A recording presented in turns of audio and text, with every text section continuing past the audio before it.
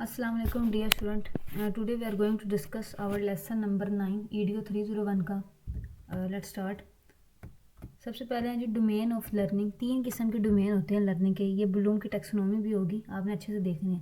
Cognitive, affective, psychomotor, ये तीन domain होते हैं लर्निंग के। सिंपल लफ्जों में समझ लिया, जो कोग्निटिव डोमेन होता है ना, वो रिलेटेड टू ब्रेन होता है, मतलब ब्रेन के साथ जो रिलेट करता है कोग्निटिव डोमेन होता है। अफेक्टिव डोमेन होता है जिसमें एटीट्यूड और इमोशंस से रिलेट जो होता है वो कौन सी डोमेन होती है?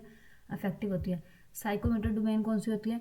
जिसमें आपके मसल्स इन्वॉल्व होते हैं, बॉडी मूवमेंट कह लें, मसल्स इन्वॉल्व होते हैं, वो कौन सी होती है? Psychomotor domain. अब तकरीबन सारा लेक्चर इसी पे होगा और नेक्स्ट लेक्चर भी शायद बहुत हद तक इस पे हो, तो तीनों टर्म्स अच्छे से अंडरस्टैंड कर लें, ठीक है। आगे जी प्लानिंग फॉर सक्सेसफुल इंस्ट्रक्शन। यहाँ पे देखिए जी मास्टर टीचर जो है उसकी ट्रेड्स क्या होती हैं, ये आपने देख लेनी अच्छे से। इस तरह के क्वेश्चन बन जाते हैं ना अक्सर औकात ऐसा, ठीक है। एक तो वो वेल ऑर्गेनाइज होते हैं अपनी प्लानिंग में, वो अपने इंस्ट्रक्शनल ऑब्जेक्टिव से कम्युनिकेट करते हैं effectively to the student. High expectations होती है फ्रॉम द स्टूडेंट, ठीक है। की टर्म्स यूज इन प्लानिंग, जो टर्म्स यूज़ की जाती हैं प्लानिंग, सबसे पहले जाती है गोल। आपको पता है goal, a teacher responsible to produce good citizen, की उसका गोल है, ठीक है। ऑब्जेक्टिव कहते हैं वो कह रहे series of small action steps which are needed to achieve. एक गोल आपने सेट किया है जी, मैंने ये जो है रेस लगानी है यहाँ तक, या मैंने ये जीतनी है फर्स्ट डे, तो आप एक्सरसाइज करोगे, डिफरेंट किस्म के स्टेप करके अपने आप को उस काबिल बनाओगे कि मैं वो रेस जीत जाऊँ। तो कहते हैं ऑब्जेक्टिव यही होता है कि आज स्मॉल एक्शंस होते हैं जिनको परफॉर्म करके उन सीरीज़ को आप अपना गोल अचीव कर लेते हो।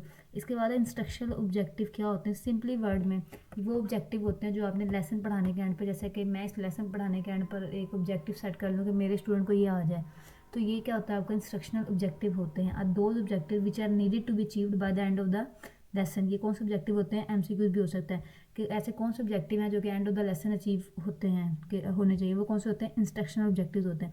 स्ट्रेटजी। इसके बाद to understand what strategy is, आपको दो चीज़ें पता होनी चाहिए। मेथड क्या है, स्ट्रेटजी क्या है? मेथड है कुछ सर्टेन चीज़ सिखा देना अपने स्टूडेंट को, मेथड है। और strategy it is a method which helps to achieve, और जो आपने ऑब्जेक्टिव हासिल करना है उसके लिए आपको एक प्लान बनाना पड़ेगा, स्ट्रेटजी बनानी पड़ेगी, ठीक है। इस planning about decision making, the process is very much decision making process की तरह ही होता है प्लानिंग का प्रोसेस भी, ठीक है। एलिमेंट्स, अब कह रहे हैं प्लानिंग में कौन कौन से एलिमेंट्स होते हैं, एक टीचर की प्लानिंग में कौन कौन से एलिमेंट होने चाहिए, ये टीचर की प्लानिंग के अकॉर्डिंग लिखे हुए एलिमेंट्स, ये याद रखेगा। कौन सी प्लानिंग होती है? सबसे पहले वो डिसाइड करेगा उसने पढ़ाना क्या। जैसे मैं डिसाइड करूँगी कि मैंने कंप्यूटर पढ़ानी है, तो टॉपिक डिसाइड करूँगी, ये मेरी प्लानिंग का पहला एलिमेंट होगा। उसके बाद ग्रेड लेवल, उसके बाद मेरा ये होगा कि मैंने किस क्लास को पढ़ाना है, क्योंकि डिफरेंस है, मैं 9th क्लास को पढ़ा रही हूँ तो डिफरेंट है, मैं 12th क्लास को पढ़ा रही हूँ तो डिफरेंट है, उसके अकॉर्डिंग मुझे अपनी स्ट्रेटजीज प्लान करनी पड़ेंगी। गोल, कौन सा specific subject you are going to teach, ठीक है, उसका पर्पस क्या होगा।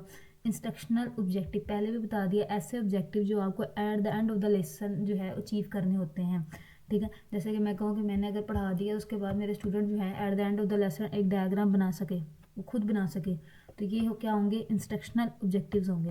Cognitive level check, being teacher हम लेसन प्लान करते हैं, we also decide the strategy by which you know what student will have learn till a certain period of time, ठीक है। हमें जो है ना कोग्निटिव लेवल में चेक करना चाहिए कि मेरे स्टूडेंट जिसको मैं कुछ पढ़ा रही हूँ वो पहले कितना जानता है। अब देखें अगर आप 2 क्लास के स्टूडेंट हैं और ये लेक्चर ले रहे हैं तो फिर ये तो नहीं ना बनती बात, ठीक हो गया। ठीक है। आगे some teachers use questioning method, some teacher go for brainstormings, ठीक है।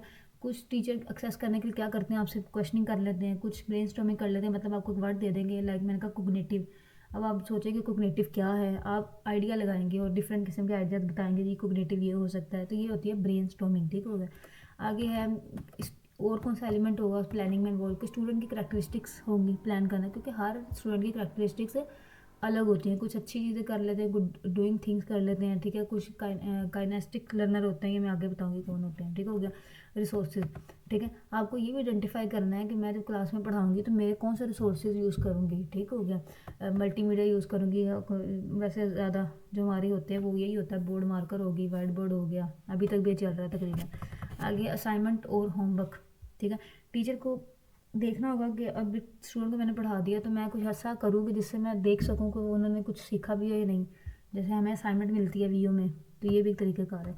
आगे असेसमेंट, असेसमेंट वही है कि we need to decide how will assess, हम अपने स्टूडेंट को कैसे असेस करेंगे। अगर मैंने आपको पढ़ाया तो मैं आपको कोई क्वेश्चन दे दूँगी, आप उसको आंसर करेंगे, तो जितने स्टूडेंट को सही आंसर करेंगे तो मैं समझ जाऊँगी कि इन्होंने कुछ सीखा है। तो असेसमेंट के कई तरीके होते हैं, आपको डिपेंड होता है कि आपने किस तरह अपने स्टूडेंट को असेस करना है। इसके बाद है एडिशनल लर्निंग नीड्स, स्टूडेंट के कुछ एडिशनल लर्निंग नीड्स को भी देखना होगा, ये भी प्लानिंग में इन्वॉल्व होगा, क्योंकि कुछ स्टूडेंट प्रॉब्लम हो सकती है, किसी को कम सुनता है, किसी को ज़्यादा सुनता है, किसी की आई साइड वीक है, तो इन सब चीज़ों को भी क्लास में पढ़ाते हुए ध्यान रखना पड़ता है, ठीक है।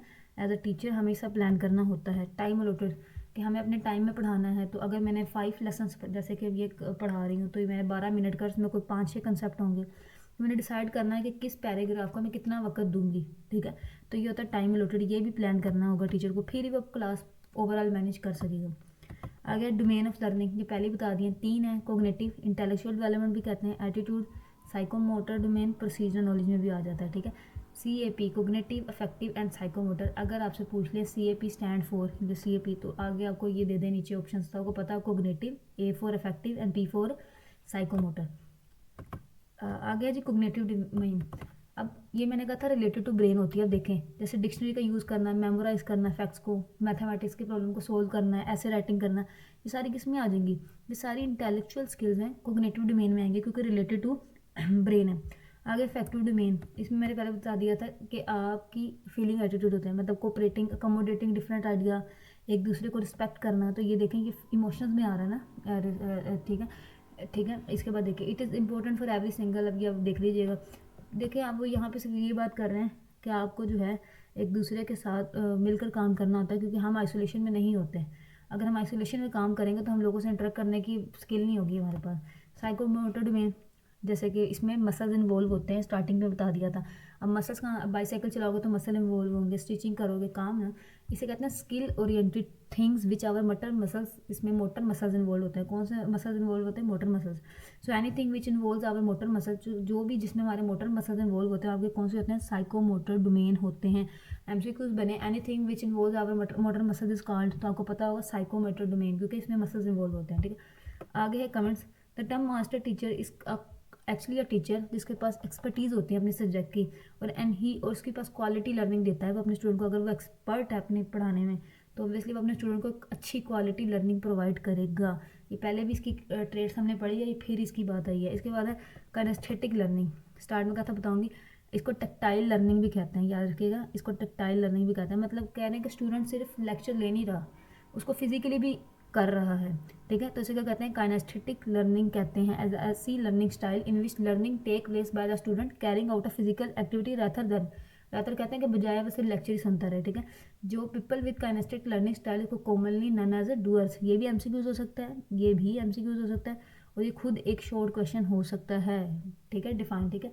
जैसे कि एक एक्सपेरिमेंट परफॉर्म कर दिया, केमिकल लैब में मिक्सिंग कर दी, केमिकल की सर्किट बना लिए, तो ये कौन सी लर्निंग होगी, काइनेस्थेटिक लर्निंग होगी। इसके अलावा तकरीबन हर चीज़ ही कवर हो गई है। आपका कोई क्वेश्चन हो तो आप कमेंट कर दीजिएगा। वीडियो पसंद आई तो लाइक शेयर एंड सब्सक्राइब करें। अपना ख्याल रखिएगा। अल्लाह हाफिज़।